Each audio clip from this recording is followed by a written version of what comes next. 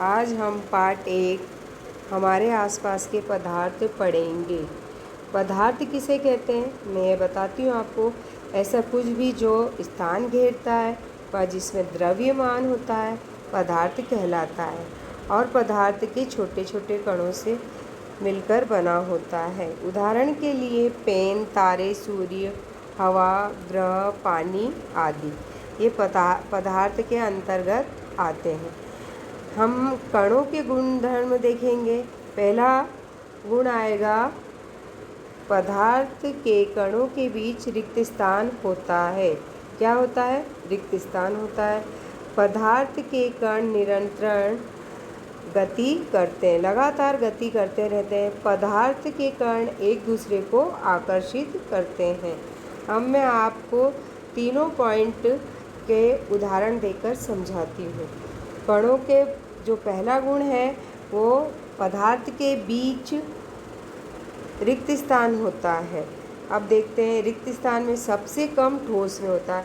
ठोस के जो अणु होते हैं वो बिल्कुल पास पास होते हैं, उसमें अंतर आणविक बल के द्वारा जुड़े होते हैं, उनके बीच रिक्त स्थान बिल्कुल नहीं होता। ठोस चीज़ जैसे पत्थर आपने देखा, ईंट देखी, इनके बीच आप देखते हैं रिक्त स्थान होता नहीं होता।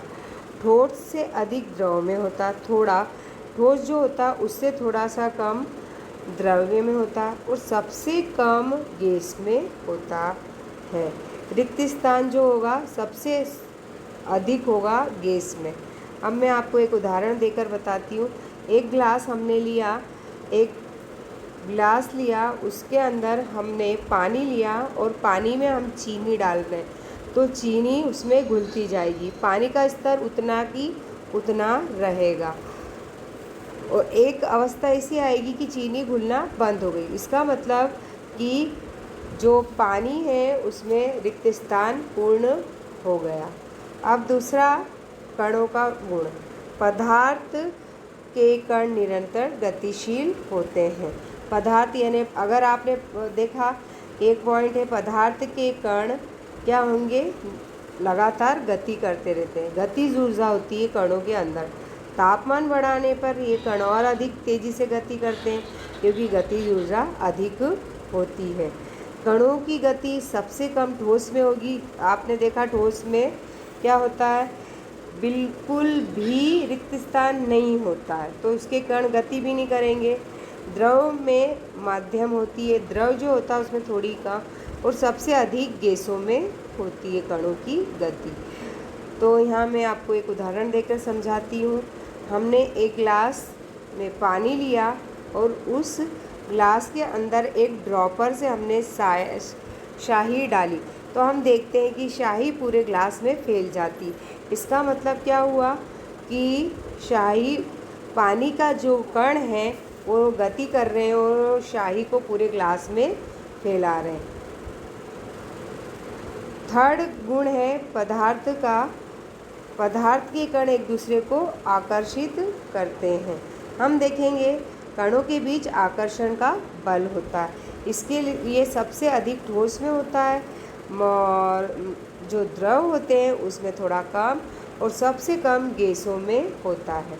अब मैं आपको एक उदाहरण देकर समझाती हूँ। आपने कभी नल का पानी ऑन करके उसमें हाथ लगा के देखा होगा कि पानी डिवाइड हो जाता है और एक स्टेप ऐसी आती कि पानी नीचे जाकर एक बंद होकर एक जैसा चलने लगता। इसका मतलब है कि पानी के कण बीच में से डिवाइड तो हुए मगर आगे जाकर एक दूसरे को आकर्षित कर रहे हैं। ये आपको समझ में आ गया होगा। फिर पदार्थ की अवस्था है। पदार्थ की अवस्था मैं बता रही हूँ। पदार्थ की 3 अवस्था आती, ठोस, द्रव और गैस, और प्लाज्मा और बोस आइंस्टीन कंडेंसेट ये भी है। 2 तो आपको एक कोर्स में नहीं है इसलिए आपको पढ़ना नहीं है, सिर्फ आपको ठोस, द्रव और गैस के बारे में पढ़ना है। अब मैंने आपको एक अंतर दे रखा है, ठोस, द्रव और गैस, इनके बीच में क्या अंतर है। सबसे पहले मैंने ठोस दिया। ठोस में आप देख रहे हैं, ठोस के अंदर आपने देखा कि निश्चित आकार है ठोस का, और जो द्रव है उसका निश्चित आकार नहीं होता, और गैस का तो बिल्कुल भी नहीं होता आकार। अब सेकेंड पॉइंट में देखेंगे आप कि निश्चित विमाएँ होती हैं। इसकी क्या होती है? निश्चित विमाएँ होती हैं, जबकि द्रव के अंदर अनिश्चित विमाएँ होती हैं, और गैस में भी हम देख रहे हैं अनिश्चित विमाएँ होती हैं।